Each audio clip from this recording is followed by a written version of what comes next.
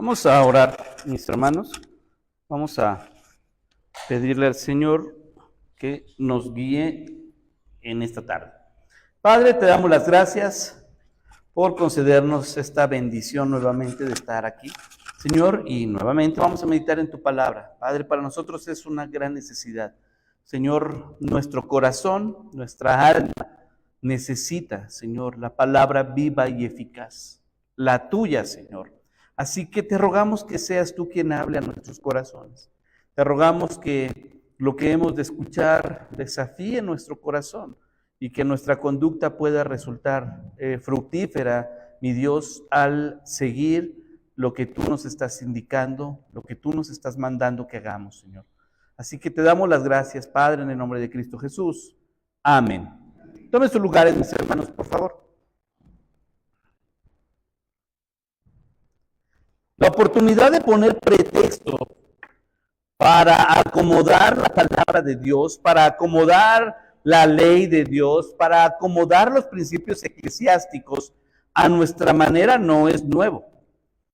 Ya aquí empezamos a ver cómo Pablo empieza a hacer preguntas y cuestionamientos, hermanos, respondiendo él de manera teológica, basado en la ley de Dios, en los principios cristianos y en una buena conciencia, en un buen testimonio. Pero qué interesante por la forma en la que comienza esta parte, hermanos, de aclarando Pablo acerca de la diferencia y la superioridad que existe en la gracia de Dios, pero que a la vez la gracia de Dios nos ha dado la ley de Dios para que nosotros tengamos una conciencia propia y una buena decisión. Entonces, no, Pablo no está nuevamente en la epístola a los Romanos desechando el pensamiento judío, no. Está poniéndonos por encima de la realidad de nuestro ser a través de Cristo. ¿Está Pablo poniendo entonces, exaltando al pueblo gentil cristiano? No, sigue haciendo lo mismo, hablando de la gracia, la justificación, la misericordia y la autoridad de Dios representadas o manifestadas en la persona de Cristo a bendición del judío que cree, del gentil que cree.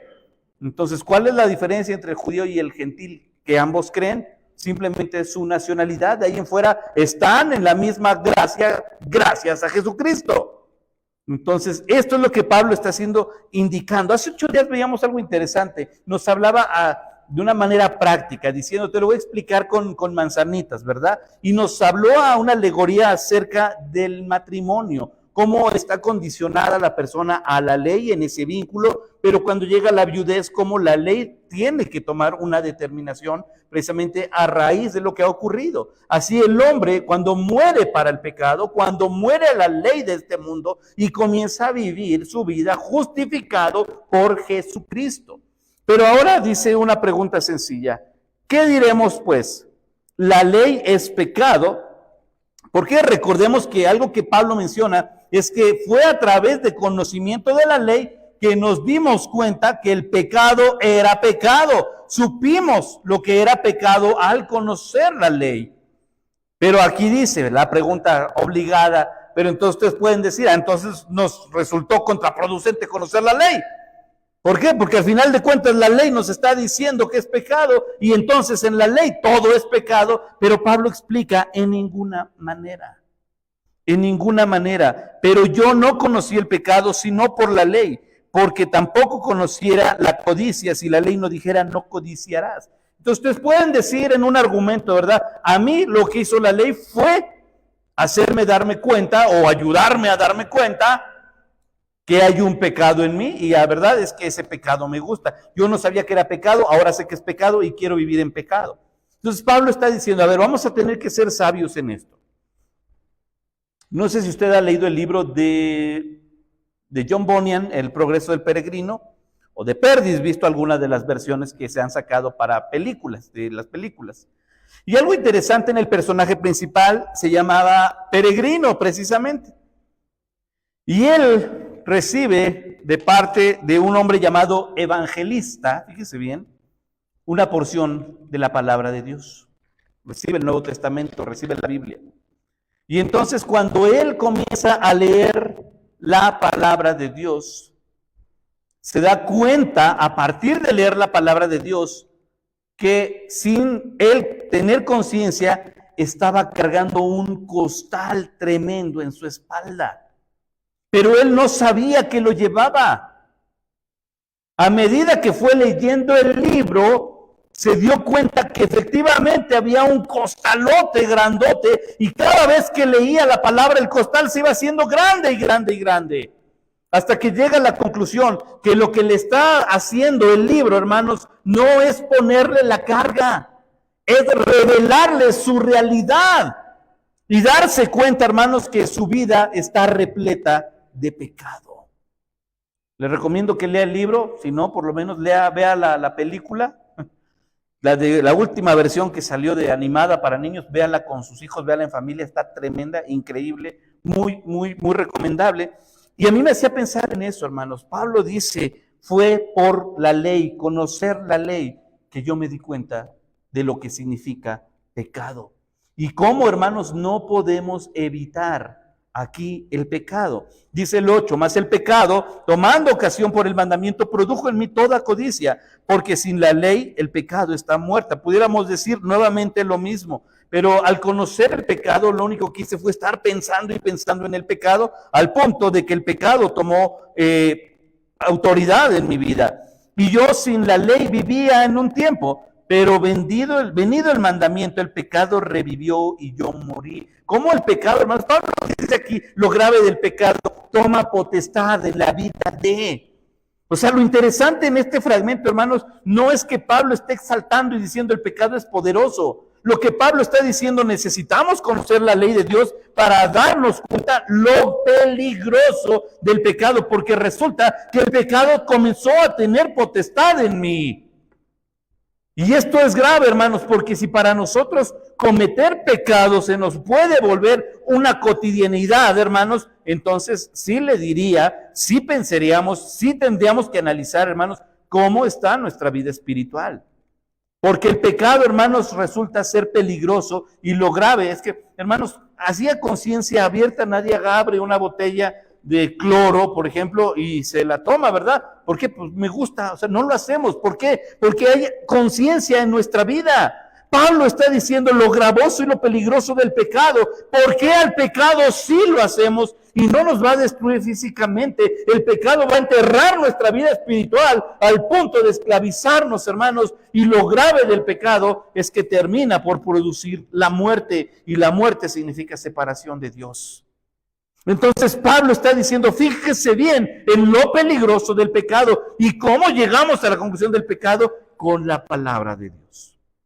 Entonces no está alabando, está advirtiéndonos, cuidado, cómo estamos viviendo. Dice el 10, y hallé que el mismo mandamiento que era para vida, a mí me resultó para muerte. Me di cuenta y resulta que el pecado es condenación, significa que yo estoy muerto. Pablo sigue explicando. Porque el pecado, tomando ocasión por el mandamiento, me engañó y por él me mató. Ya la voluntad mía, ya lo que soy yo, ya la esencia que Dios creó, resulta que dejó de existir. Hermanos, el que practica el pecado, esclavo es del pecado. ¿Y qué significa esto? Que el pecado ha tomado potestad. Un alma, hermanos, ¿ha visto usted alguna persona con un problema de adicciones? O sea, de verdad, hermanos, deteriora tanto el pecado, y a lo mejor decimos, bueno, ese porque es más evidente, pero no necesita ser un esclavo en una adicción, hermanos. También del chisme, también del enojo, también de la flojera. Determina, hermanos, mejor dicho, termina por deteriorar el alma, y una enfermedad en el alma termina por reproducirse en una enfermedad física incluso. Hermanos, así que tenemos que tener cuidado. Dice el 12, de manera que la ley a la verdad es santa, el mandamiento santo, justo y bueno. Entonces, podemos decir, la ley vino a contradecir, a ser contraproducente que conociéramos la ley. No, ¿por qué? Porque independientemente de la gravedad del pecado, lo malo del pecado, lo oscuro del pecado, lo que hace Pablo es contrastar, y resulta que la ley, hermanos, es verdad, es santa, es santo el mandamiento, es justo y es bueno. Y aquí pone nuestra condicionante, porque la ley nos la dio Dios. Y el pecado, hermanos, tomó potestad en nuestras vidas. Usted y yo hemos creído en Cristo, hermanos, hemos llegado a los pies de Cristo. Somos hijos de Dios gracias a Cristo. ¿Qué pasó en nuestras vidas al punto de que usted y yo solicitáramos ser adoptados hijos de Dios? Usted se dio cuenta que su vida necesitaba un cambio. Usted se dio cuenta que su vida no tenía sentido. Usted se dio cuenta que necesitaba ser perdonado. Dios no llegó con una solicitud. ¿Quieres ser mi hijo? ¿Quieres ser mi hijo? Nosotros fuimos los que vimos a Cristo en la cruz y dijimos, yo necesito el sacrificio perfecto. Yo necesito la palabra de Dios y deseo ser adoptado como hijo de Dios. Así que podemos entender entonces, hermanos, que lo que Dios está haciendo y dándonos a través del conocimiento de la ley es revelar nuestra necesidad de Dios, porque nuestro pecado es grave. Luego, lo que es bueno vino a ser muerte para mí. Nuevamente él responde en ninguna manera. Cualquier pretexto que pongan sobre la ley y la gracia de Dios, resulta que no, resulta que sigue siendo lo mismo, sino que el pecado, para mostrarse pecado, produjo en mí la muerte por medio de lo que es bueno, a fin de que por el mandamiento el pecado llegase a ser sobremanera pecaminoso. El pecado llegó a ser pecaminoso. O sea, Pablo dice, aquí entendí que el pecado es pecado.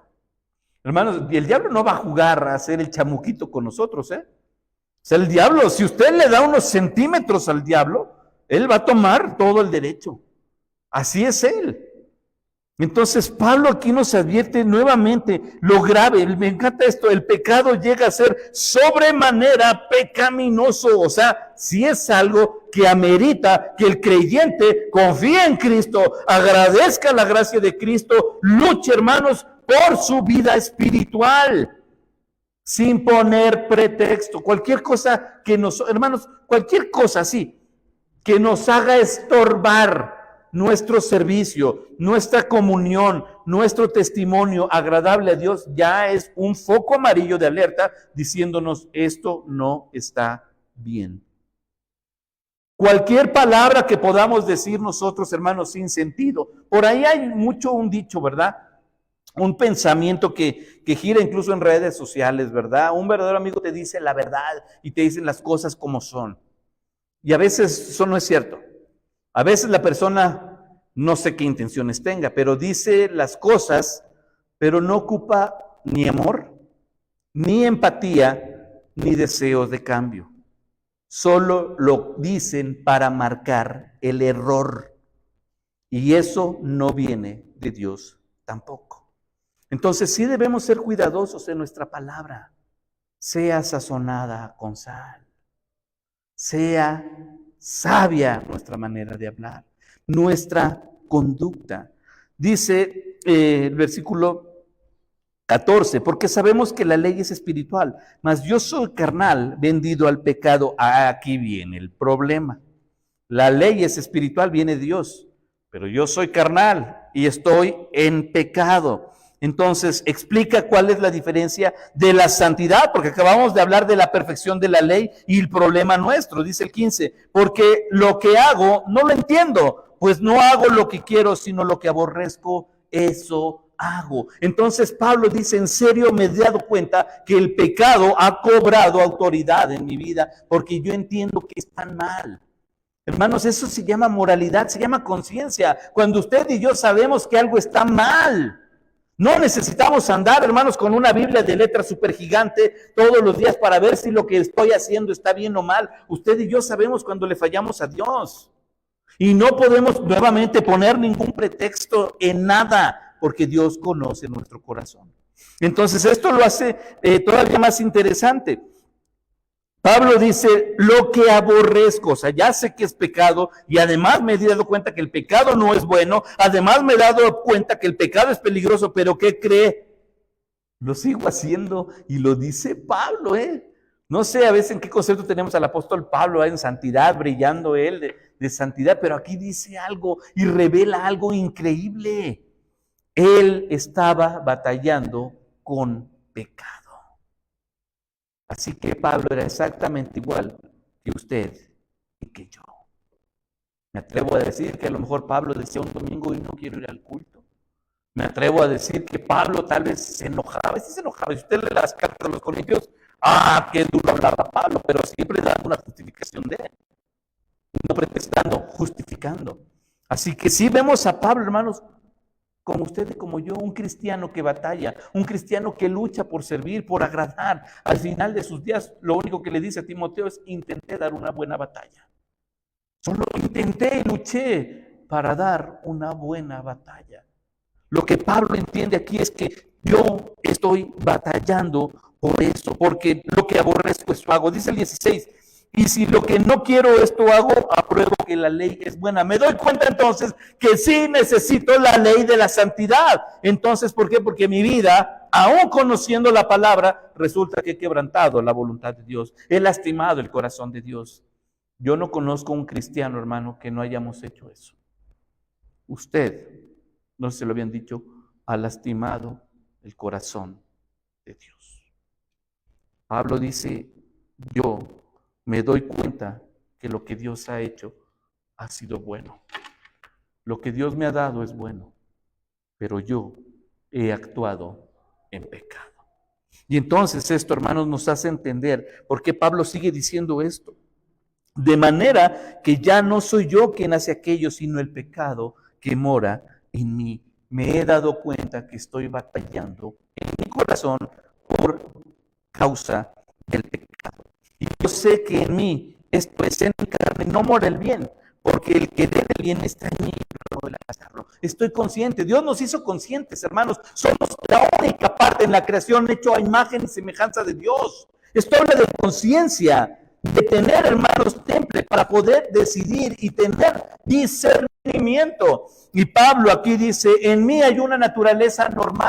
El hombre, hermanos, dicen por ahí, es religioso por naturaleza. No, no es cierto. El hombre tiene una necesidad de Dios y lo llena de todo menos con Dios, lo que significa que nunca será lleno a menos que busque a Dios. No es que seamos religiosos, es que estamos hechos, hermanos, para buscar a Dios. Y podemos buscar lo que querramos, intentar llenar de lo que querramos, y nunca la vida tendrá satisfacción hasta encontrarnos cara a cara y nosotros doblar rodillas, porque necesitamos al Señor. Así que esto es interesante, dice el 19, porque no hago el bien que quiero, sino el mal que no quiero, eso hago. Esta es la realidad de Pablo, esta es nuestra realidad. Dice: y si hago lo que no quiero, ya no lo hago yo, sino el pecado que mora en mí. Entonces yo me doy cuenta por qué mi necesidad de Dios es tan importante. Y más, hermanos, hablar de qué usa Dios para hacer que entendamos lo que está mal. Cuando damos un aviso aquí en la iglesia, siempre hay quien termina diciendo: yo no supe. ¿Sí le ha tocado escuchar? A mí no me avisaron. Digo, de repente sale, ¿verdad? Pero sí hay quien dice: es que yo no sabía. Pero todos sabemos a qué hora se dan los avisos. Así que lo único que podemos hacer es tratar de justificar nuestra condición para no quedar mal y salir beneficiados, sin seguir el protocolo, por lo menos, que tenemos al dar anuncios. Pablo dice aquí: bueno, mi pretexto es este, no soy yo, es el pecado. Sin embargo, hermanos, lo interesante es que al dar esto, hermanos, Pablo está condicionando la voluntad del hombre a crisis, a resultados tristes, por la esclavitud al pecado. Hermanos, nuevamente recordemos, no existe el pecador feliz. Y cuando nosotros pecamos, hermanos, porque sí lo hemos llegado a hacer, le puedo asegurar que no lo avisamos. Nadie pone en Facebook, ¿verdad? Hoy le voy a ser infiel a mi esposa, échenme porras, ¿verdad? O la esposa, hoy le voy a aventar la comida en la cara a mi esposo, nada más para ver qué, o sea, no lo hacemos, ¿verdad? O los hermanos, hoy voy a decir chismes de mi hermana, voy a decir chismes de mi hermano y lo vamos a... Si llegara a ocurrir, que yo espero que no ocurra nada de esto, solo es ejemplo, figurado, lo hacemos esperando que nadie se dé cuenta. El pecado es vergonzoso. El pecado es destructor y arruina. Entonces Pablo nos está diciendo así: cuidado, porque el pecado que mora en nosotros requiere atención. No para que el pecado sea, sino para que el pecado termine, hermanos, por ceder, y solo será ante la perfecta ley de la que habló al principio. Dice, así que queriendo yo hacer el bien, hallo esta ley, que el mal está en mí. Aquí Pablo dice, ya me di cuenta. ¿De qué me di cuenta? Del pecado, de lo grave, sí, pero me doy cuenta al leer la ley que el pecado está en mí. O sea, me doy cuenta que soy pecador. Decía John Bunyan, el peregrino se dio cuenta que sí estaba cargando un costal grandote en su espalda de pecado, pero necesitó la ley de Dios. Si usted y yo no leemos la palabra de Dios, hermanos, ni siquiera cuando nos digan la verdad bíblica vamos a querer entender. Y lo que vamos a hacer a la primera es ponernos a la defensiva. Ah, pero tú también. Si Dios ya nos está diciendo su voluntad, fíjense que entre las cosas bonitas de ser pastor y predicador es que no levantan la mano y dicen, oiga, pastor, lo está diciendo por mí. Yo sé que sí lo pensamos a veces. Yo sé que sí. Ay, caray, me dice, nos llovieron las pedradas. Pero le vuelvo a repetir, yo no vivo con usted. Yo no vivo en su casa, no duermo en su casa. Pero Dios sí habita con usted. Así que si algo sale de aquí, dice, no, es que el púlpito no es para echar pedradas. Hermanos, Dios no nos echa pedradas. Dios habla directo. Por eso nos llega el mensaje. O sea, no, yo no estoy en el... Hermano, sí, a veces sí me he visualizado. ¿Cuál será el concepto de la iglesia al pensar cómo hace el pastor, verdad? Pongo nombres. Hermana Male, voy a decir esto para hermana Male. Ani, esto lo voy a decir para Ani. Hermana Flor, esto, le voy a decir esto porque lo va a entender. Mi hermano, no. Sí, hermanos, entendemos que cuando usted lee la Biblia resulta que Dios está hablándole a usted. Y a mí me encanta porque dice Pablo, al leer la ley, me he encontrado con. ¿Qué significa esto? Oí la voz de Dios hablándome a mí. Así debiera ser, hermanos, cada que abrimos nuestra Biblia, cada que oímos el sermón, poder terminar diciendo, Dios me habló a mí. Por eso Pablo dice, me encuentro con esta verdad. El mal está en mí, dice el 22, porque según el hombre interior me deleito en la ley de Dios. Esto es la naturaleza. Mi espíritu busca a Dios. La necesidad de Dios es natural, normal, totalmente real. Pero veo otra ley en mis miembros y habla del cuerpo, la batalla que hay entre el cuerpo y el espíritu, que se revela contra la ley de mi mente y que me lleva cautivo a la ley del pecado que está en mis miembros. Por eso es que termino batallando con esto. Y mire cómo se dice él, miserable de mí. Aún siendo el apóstol Pablo, dice, hablando de su gravedad, hermanos, en su batalla diaria con el pecado, Pablo dice, miserable de mí. Y hace una pregunta, ¿quién me librará de este cuerpo de muerte? No está diciendo que el cuerpo sea malo, sino la actitud física a llevar a cabo el pecado. Pero así como hace la pregunta, la respuesta viene inmediata. ¿Quién me librará de la condición del pecado? Dice, gracias doy a Dios y nos da la clave. Por Jesucristo. Hermanos, es por Jesucristo que usted ha sido justificado.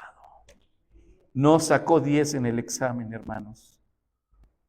Reprobamos el examen de santidad. Pero Dios miró a Jesucristo y Jesucristo estaba extendiendo sus brazos para aquel que quisiera creer. Y aquel que creyó, hermanos, el Señor extendió su justificación y dijo, tú ya no tienes problema con el pecado.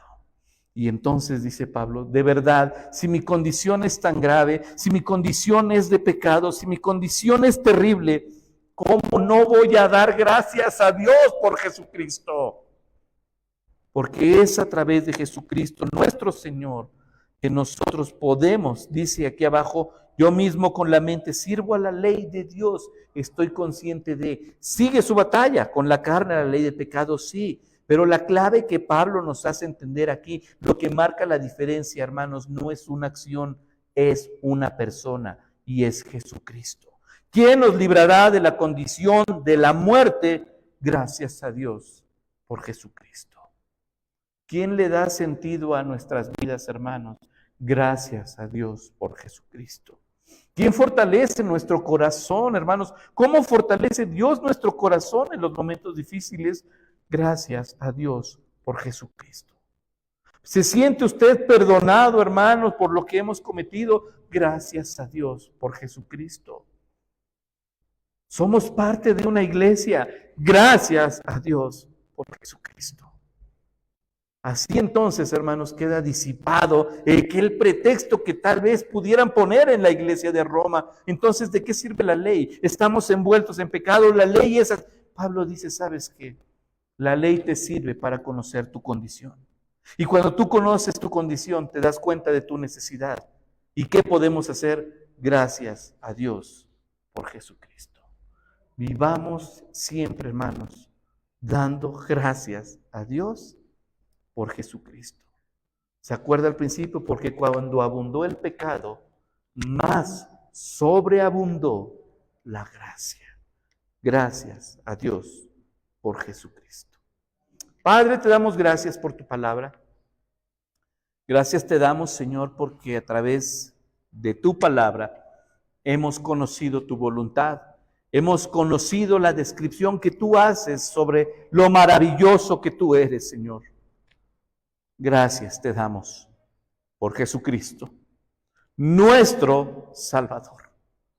Gracias, Señor, porque entendiendo lo gravoso, lo preocupante y peligroso del pecado, Señor, tú no diste marcha atrás.